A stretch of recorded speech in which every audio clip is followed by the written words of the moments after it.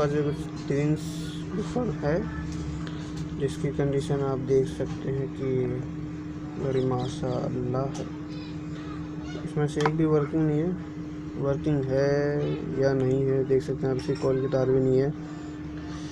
तो मैं इसको दिखा रहा हूँ कि अब इनके ऊपर भी जल्द ही वीडियो आने वाली है। तो हो भी सकता है कि कल एक इनमें से किसी एक की रेस्टोरेशन की वीडियो भी अपलोड हो जाए। और देख सकते हैं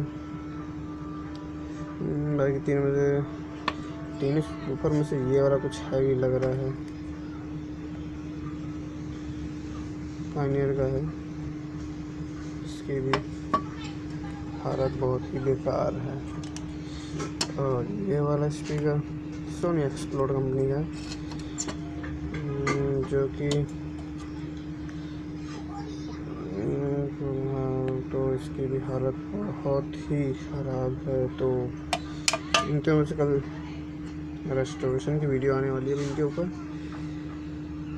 कि कैसे क्या है। बाकी कमेंट करिए कि किस स्पीकर की सबसे पहले वीडियो आए। Thank you. वीडियो अच्छी लगे तो लाइक करना एंड चैनल को सब्सक्राइब भी कर दीजिएगा।